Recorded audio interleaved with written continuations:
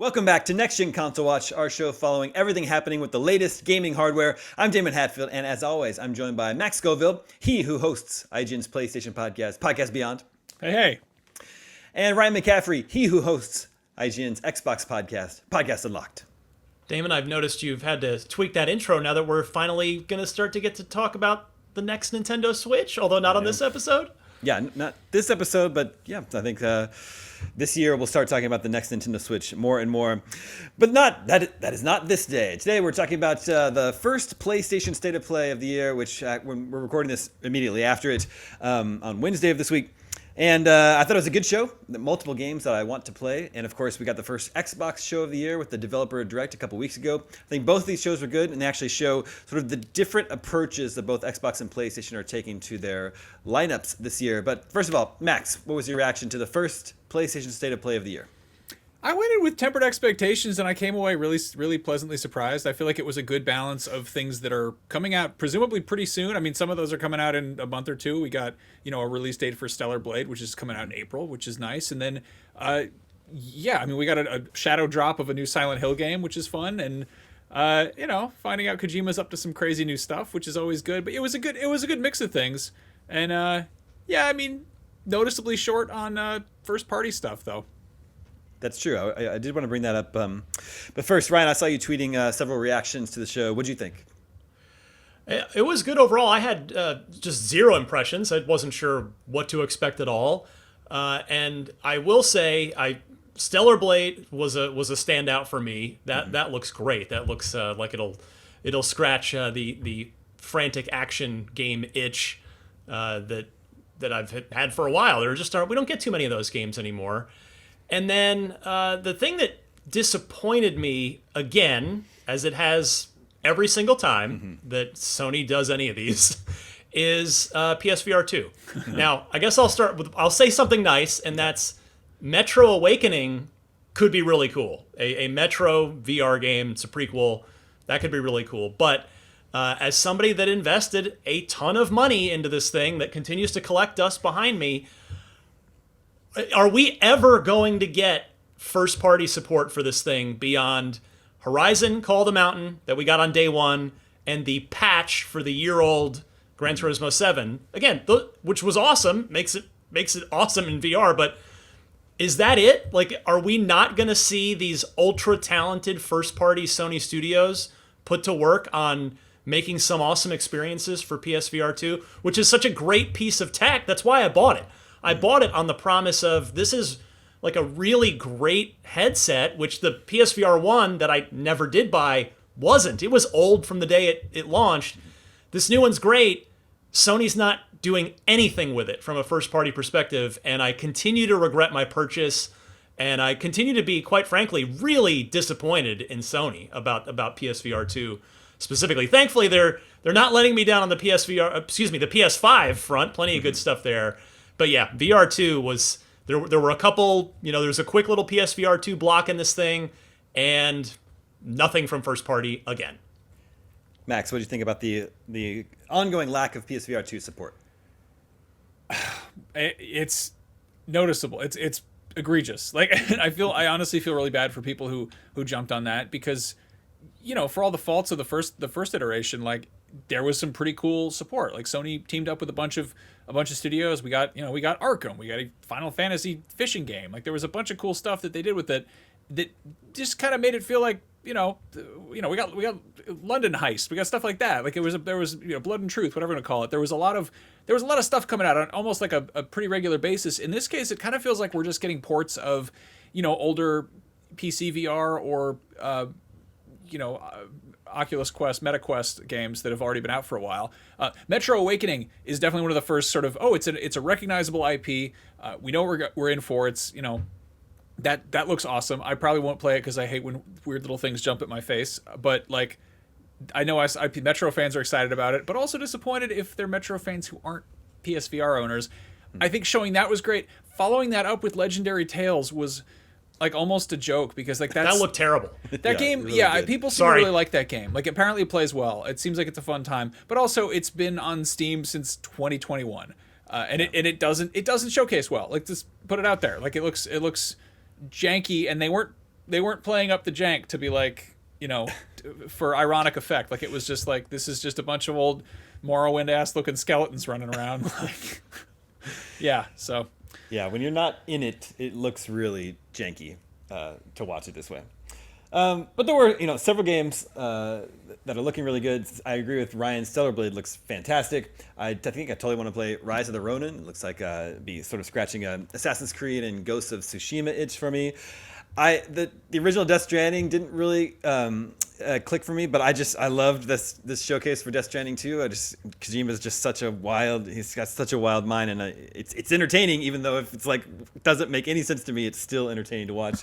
And then Ryan, it's nice that we're getting a new, sort of a spiritual successor to Metal Gear and this new action espionage game that he's working on with Sony. I saw you were wondering which will come first, that or the Splinter Cell remake.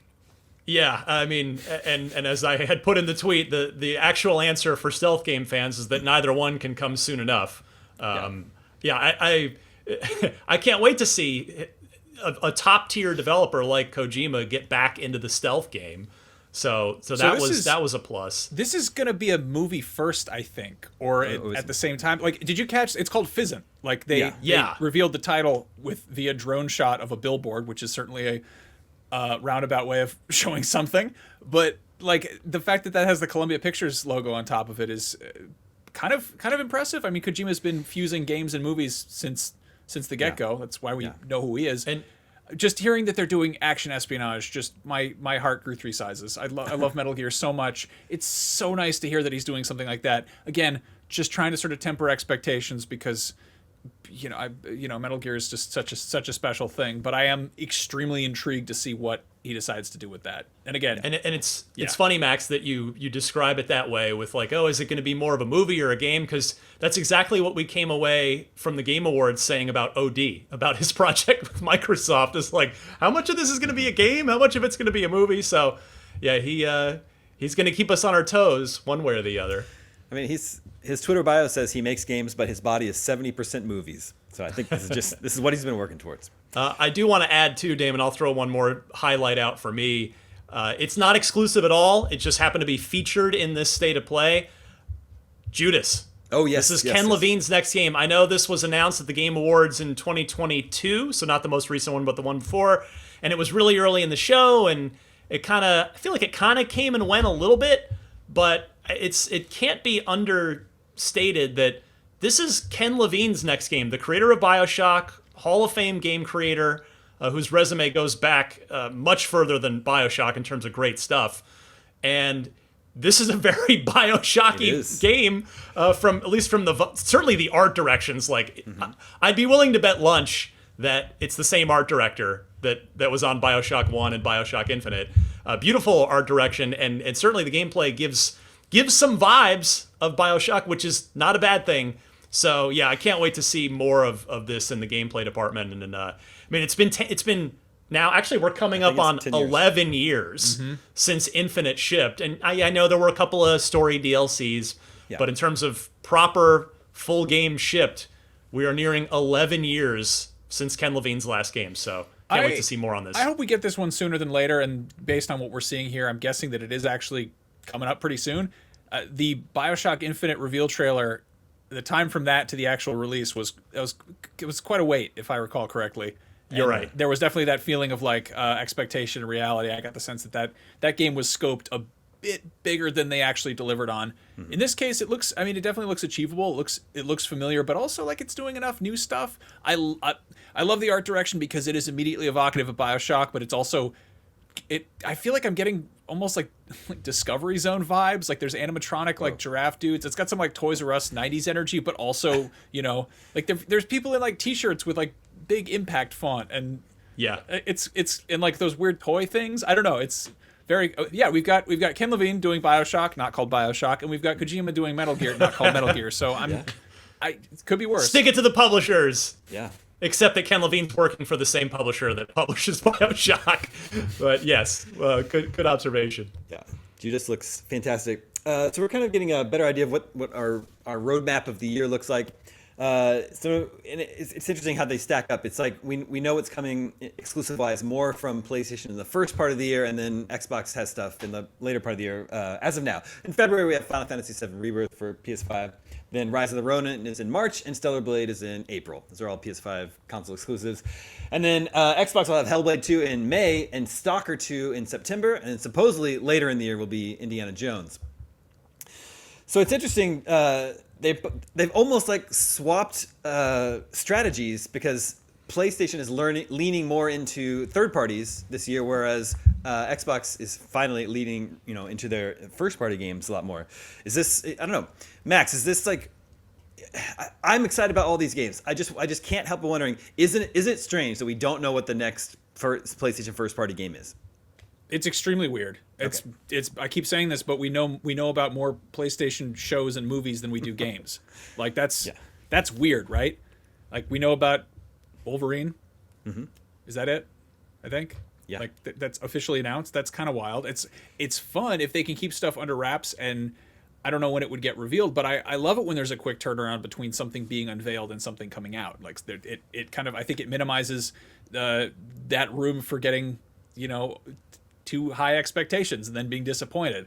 Like it's kind of cool to just be like, hey, I'll play that, and then suddenly you're playing that. That's nice. It doesn't all have to be like a shadow drop or anything, but that's cool. The fact that PlayStation is, I think, probably leveraging the massive install base to get some third parties to hop on board and give them some console exclusives. It may not have that first party polish, but I imagine it's got like a little more pressure to deliver something really nice that showcases the PS5, and the fact that it's targeting just basically one platform. That I don't know, that I'm excited to see what dedicated PS5 games are like, because you get the cross-platform stuff is good. Both systems perform great, but like when something is when you've got somebody tapping the devs on the shoulder, be like, do something with the haptics, play with the 3D audio, make the load times infinitesimal. Like that's cool for me. Ryan, what do you think about the sort of the two different strategies these platforms are taking this year? It is just like you said, Damon. It's just kind of humorous, if nothing else. Like I don't know if it ultimately means anything. I mean, we're still getting great games. It's just a matter of whether they're coming from Sony publishing them, or Microsoft publishing them, or from a third party that's doing it exclusively on that platform. But I made what I think is the full list as of now for Xbox, and yeah, it tilts for the first time in a while. I mean, yeah, with 2023, we got some bigger first part. We got four big first party games in last year, and now this year. So you've got Hellblade 2 in May, as you mentioned, Avowed in the fall, Indiana Jones in the fall, and some point during the year, Microsoft Flight Simulator 2024, which I recognize is not like a core gamers game, but it takes full advantage of the next-gen hardware, and the last one was a 10 out of 10 video game, according to IGN.com and many other outlets as well. Ryan, I will follow you into hell championing that game. It is one of the most impressive technical marvels. It really is cool. It's so cool. I feel like anybody who doesn't appreciate it, at least on just like a technical level, don't get to have nice things. And then the third-party list is mostly smaller stuff. So the first-party stuff that I listed is all pretty heavy hitters, really. And then third-party exclusives that are pretty locked, either definitely or pretty well locked in for this year. You have Pal World out now, which is blowing up on Steam, but also exclusively on a Microsoft console. Then you have Replaced. That one's the one I cheated a little bit because we don't have a date, we don't really have a window, but as of the last update from the development team, that game is coming exclusively to Xbox sometime this year. And then Damon, you mentioned Stalker 2. That's the big third-party exclusive. Mm-hmm. And then 33 Immortals, which I've played. It's super fun. Dungeons of Hinterberg I've also played. It's pretty fun. Arc 2 is like, whether that makes this year is pretty dicey at this point, but that could be a big one looming out there. And then Towerborn is we've seen a couple times as well. So yeah, there's some first-party heavy hitters already, like, I don't want to say locked in because we don't have dates except for Hellblade 2, but pretty firm for this year. And it is strange to now sit here in a month into 2024 and Microsoft has more first party stuff lined up for the year than Sony does, and still third parties abound on both, but yeah, just sort of strange to see how this year is unfolding so far. I would say that Pal World is arguably the biggest game of the year so far, and Oh, yeah. it's kind of impressive that Microsoft just scooped that. Like, and no, I mean, we saw it coming, but it was kind of, we weren't expecting that to happen. No one was expecting that to happen. Was that unveiled on a Microsoft show, or I can't remember when they first showed that off? I think it was a Summer Game Fest. Yeah, that feels about right. But yeah, I mean, it didn't have a Game Pass logo in the corner. Like, I think Not at the time. Microsoft jumped on that, and that's super smart. And I wouldn't be surprised if we got another one like that. Another fun surprise that blows up on Steam and on Game Pass at the same time. And I think that's huge. That can't be understated. Even if it doesn't, it almost doesn't feel like a third-party console exclusive in a sense. But if you're getting it through Game Pass, that's a nice little bonus there. So on that note, Max, I think one thing that was maybe just interesting. Again, there's nothing to criticize or anything. I did observe in the state of play today that we saw PC pop up on the screen more than maybe we've ever seen in a Sony showcase or state of play, where maybe that's kind of the part of the deal that Sony's making to get these third-party console exclusives is Sony saying, all right, go ahead and put it out on PC. That's cool, but we just want it exclusively on our platform. And I imagine that's largely an economics thing, because games of all shapes, scopes, and sizes just cost so darn much to make that PlayStation 5's wildly successful, and you could probably do pretty well making an exclusive for it. But if you can also build that game for the PC audience, then you stand a much higher chance of financial success. So did that stand out to you at all today, Max? No, that seems to be the thing moving forward. I have to keep catching myself and not just saying PS5 exclusive, but PS5 console exclusive, which, that seems to be a thing that you used to see a lot more often with Xbox, which was unsurprising given that, Xbox is cousins with PCs basically. And yeah, I mean, it's nice. I'm curious if we're going to see some of those sort of, timed exclusives. Like, we know that, FF7 Rebirth is going to be coming to PC at some point, but I don't know if we have a date for that yet. But it's it's nice to sort of, keep those people held over. It's obviously it's the two biggest audiences for games that are running at this fidelity. Checks out. Well, first party or not, I think both platforms are in good shape for this year. There's a lot of exciting, fun-looking games coming down the pipeline.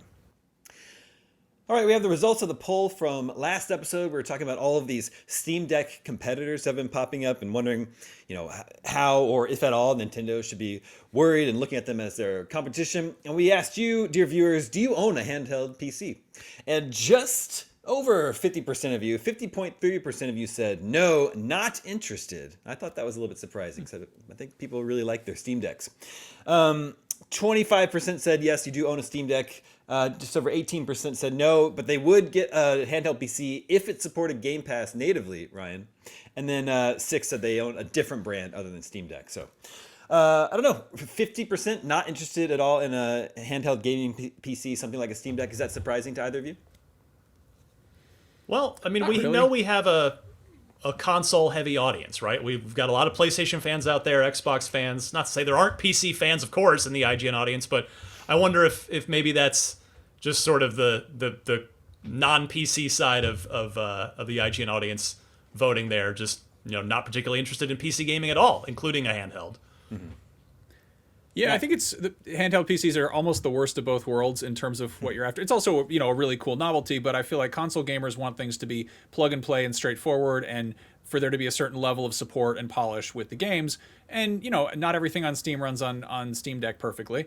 Conversely, PC players like to be in control of everything, like to, build their PC. They like to know what's in there and take it apart if they have to, which you can sort of do with the Steam Deck, but not really. It's not as realistic to try to, tinker with it yourself. So I kind of get that. It's also, right now they're still pretty pricey. True. So. Well, here's a poll for you to vote on for next episode. We want to know, what was your favorite game from the first PlayStation State of Play of the year? Was it Death Stranding 2, Rise of the Ronin, Stellar Blade, Judas? Make sure you vote at IGN.com the day this episode goes live. And that will do it for this edition of Next Gen Console Watch. Thank you to both Ryan and Max. Thank you to Jobert and Ryan and everyone else working behind the scenes in our LA studio to make this episode possible. My name is Damon. We'll be back next week with more on the latest gaming hardware. We'll see you then.